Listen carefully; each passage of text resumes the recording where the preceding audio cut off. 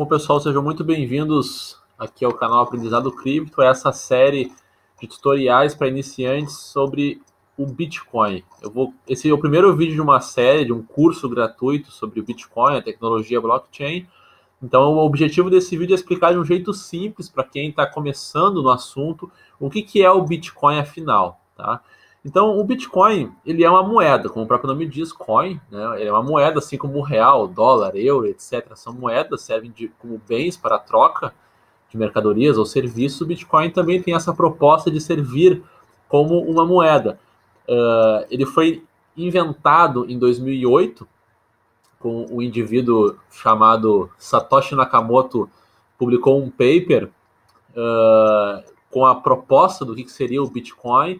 Depois, logo em seguida, uma comunidade de programadores se interessou pelo projeto, começou a desenvolver esse projeto, incrementar mais e tal. O próprio Satoshi Nakamoto, logo depois de ter iniciado o projeto, acabou se afastando. E ninguém sabe até hoje quem é o Satoshi Nakamoto. Eu coloquei aqui uma foto de um indivíduo, um japonês, mas a verdade é que ninguém sabe quem é Satoshi Nakamoto até hoje. É uma identidade anônima. Ele quis manter o anonimato. E tem várias teorias de quem é essa pessoa, inclusive essa foto que eu botei aqui é uma teoria engraçada. Não vou entrar em muitos detalhes para não perder muito tempo, mas coincidentemente existia um cara chamado Dorian Satoshi Nakamoto, que além de ter o nome Satoshi Nakamoto no seu nome, ele é engenheiro da computação, trabalhou em vários projetos relacionados à segurança da informação importantes, e era um libertário, então surgiram muitos suspeitos de que ele seria o Satoshi Nakamoto, mas ele acabou negando. Então, e de fato, se ele quisesse ser anônimo, ele não colocaria o nome dele, né, no projeto. Enfim, até hoje não se sabe quem é Satoshi Nakamoto, ou se Satoshi Nakamoto era um nome dado para um grupo de pessoas que criou esse conceito. Para entender, então, o que é o Bitcoin, primeiro é importante entender o conceito de moeda, que serve para a troca de coisas. Antigamente, se usava ouro, né, para trocar mercadorias. Por um bom tempo se utilizou ouro e outros metais como reserva de valor para fazer trocas, como moeda também. E depois acabou se pensando que seria melhor talvez utilizar contratos em vez de usar o próprio ouro físico, porque é difícil carregar grandes quantidades de ouro por aí para fazer negociações. É mais fácil ter alguns certificados, uns contratos que tu possa dizer ali, olha, esse contrato equivale a certifica a pessoa que ela detém tantas gramas, tantos quilos, etc., de ouro.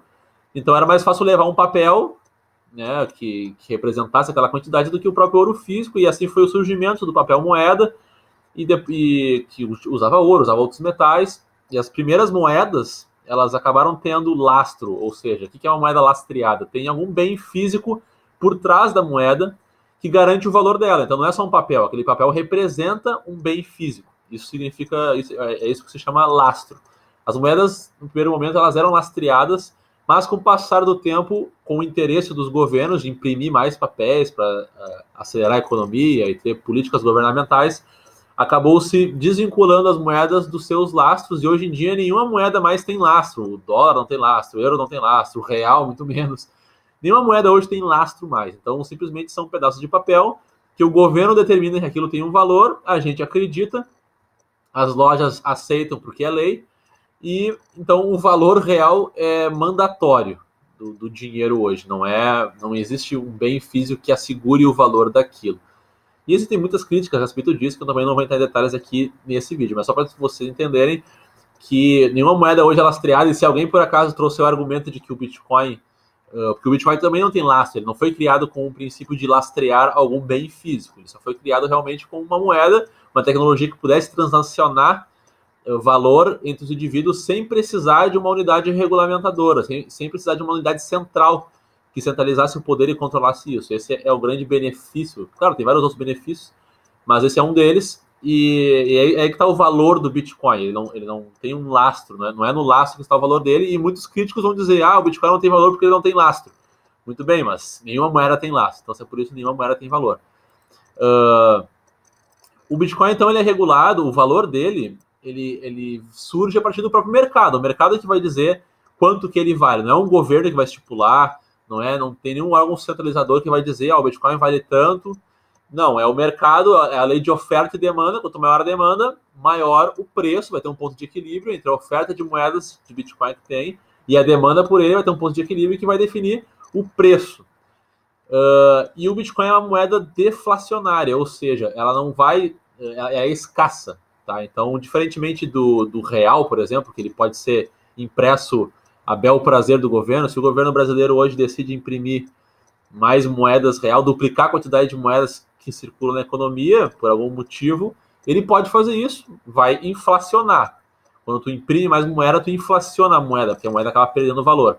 O Bitcoin é uma moeda que foi determinada no seu código que serão impressos, serão emitidos, né, ao todo 21 milhões de bitcoins, nada mais. Então tem um limite para ser atingido, e depois que chegar nesse limite, nada mais será gerado de bitcoins. Então se sabe que existe um limite de oferta.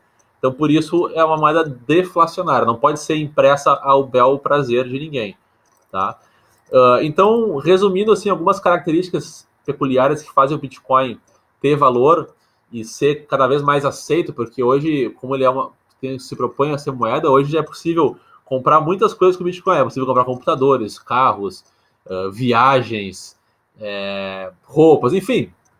Praticamente tudo hoje já é possível comprar usando Bitcoins, porque muitas lojas, estabelecimentos e empresas estão aceitando já Bitcoins como meio de troca. E o Bitcoin tem muitas vantagens, porque, primeiro, ele é descentralizado, então ele não é regulado por ninguém, não existe uma unidade que define coisas. Isso traz alguns aspectos de segurança também, porque ele não pode ser atacado num ponto único, não tem um ponto de falha central, como ocorre com os bancos, por exemplo, que tudo circula em torno do banco. Se um hacker acessa o banco, ele rouba o banco. No Bitcoin, você teria que roubar todos os computadores ao mesmo tempo, porque o Bitcoin ele é validado por milhares de computadores que estão espalhados pelo mundo todo. São os próprios usuários que, seguindo regras específicas do protocolo da moeda, garantem o funcionamento dele. Então, tudo ocorre de uma maneira descentralizada. É um código aberto também, qualquer especialista que tenha conhecimento pode entender e compreender exatamente como o sistema funciona, diferentemente dos bancos que escondem essa informação. Então, o Bitcoin é tudo muito aberto e transparente. As transações, elas são públicas, então qualquer um pode ver o histórico de todas as transações que ocorreram no Bitcoin, cada endereço Bitcoin, cada transação que houve entre as partes é pública e pode ser acessada. Isso traz muita transparência para o sistema. As transações são rápidas. Em média, uma transação Bitcoin leva 10 minutos para acontecer e ela funciona 24 horas por dia, 7 dias por semana.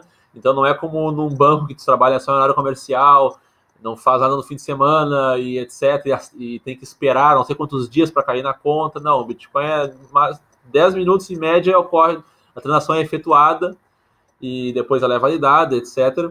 E isso tu pode fazer na madrugada de um domingo, por exemplo, vai conseguir transferir sem barreiras geográficas, ou seja, não importa se tu quer transferir para o teu vizinho ou para alguém que está lá no Japão, não faz diferença.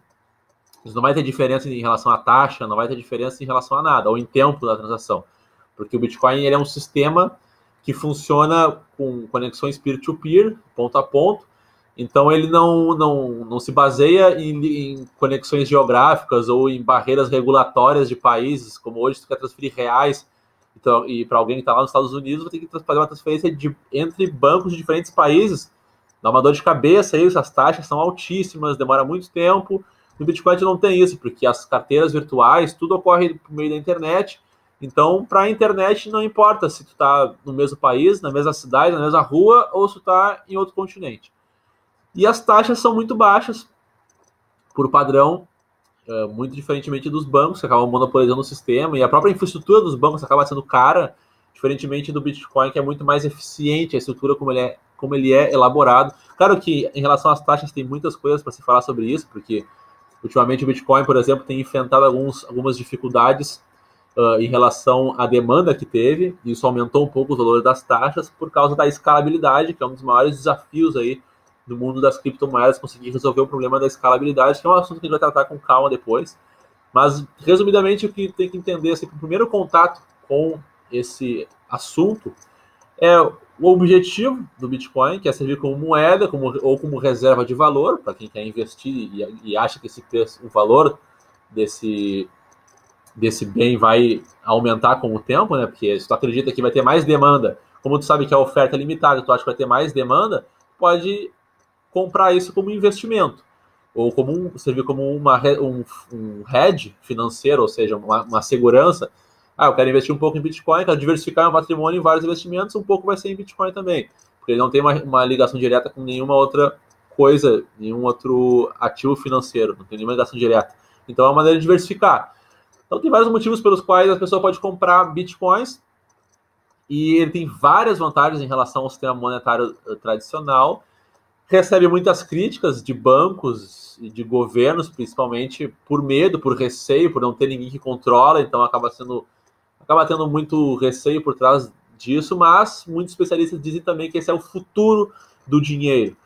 Então, para o primeiro contato, acredito que esse vídeo já trouxe bastante informação. E a partir do próximo vídeo, então, para entender melhor como funciona a tecnologia em si, porque agora você está com várias dúvidas a respeito, tá, mas como é que isso ocorre na prática? Como é que a tecnologia funciona? Como é que as transações são efetuadas? Que tipo de transação é essa? Como é que eu posso começar a operar? E isso tudo vai ser tratado nos próximos vídeos. Então, no próximo vídeo, a gente começar a discutir a tecnologia blockchain, apresentar o conceito de blockchain. Então, continua aqui no canal, nessa playlist de aprendizado para iniciantes, que tenho certeza que você vai aproveitar bastante nesse curso gratuito que a gente está preparando aqui. Então, até os próximos vídeos.